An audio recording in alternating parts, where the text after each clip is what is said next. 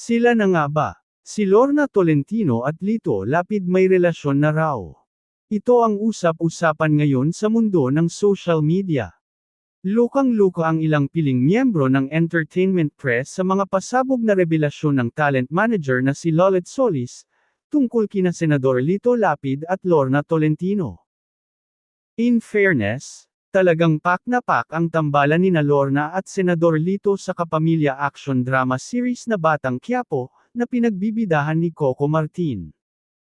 Lumlebel nga ang love team nilang Primanda, pinagsamang karakter nila sa serye bilang Primo at Amanda, sa mga sikat na love team tulad na lang ng Dunbel, Donnie Pangilinan at Bel Mariano. Palaban pa rin sina LT at LL sa mga intimate scenes, lalo na sa kissing scene, kahit na nga pareho na silang senior citizens.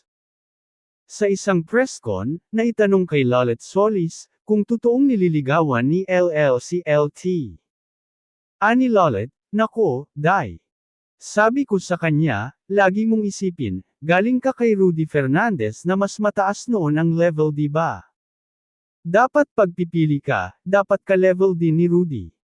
Sundot na tanong kung sino ba ang naiisip niyang pwedeng maging jowa ni Lorna, sagot naman ni Manay Lolet, kung may makikita nga siyang ka-level ni Rudy.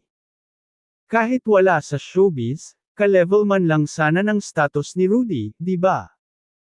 Buong ningning naman niyang sinabi na kontra siya kung totoo ngang nagkakamabutihan sina Lorna at Lito Lapid. Aniya, Diyos ko, matapos anakan ni Lito Lapid si Michelle Ortega, gusto pa niyang anakan si Lorna. Ang Michelle na tinutukoy ni Manay Lolet ay ang alaga rin niya noon. Nagkaroon ng anak ang dating aktres at si Senador Lito at Michelle, siya ang kapuso aktres na si Isabel Ortega. Nitong nagdaang June 7, inalala ng pamilya ni Lorna ang 16th death anniversary ni Rudy Fernandez. Nagtungo si LT sa Heritage Memorial Park kung saan nakalibing ang pumanaw na asawa. Sa kanyang Instagram account, nagpost si Lorna ng video ng pagdalaw niya sa puntod ni Daboy, at nilagyan ng caption na, "Until we meet again."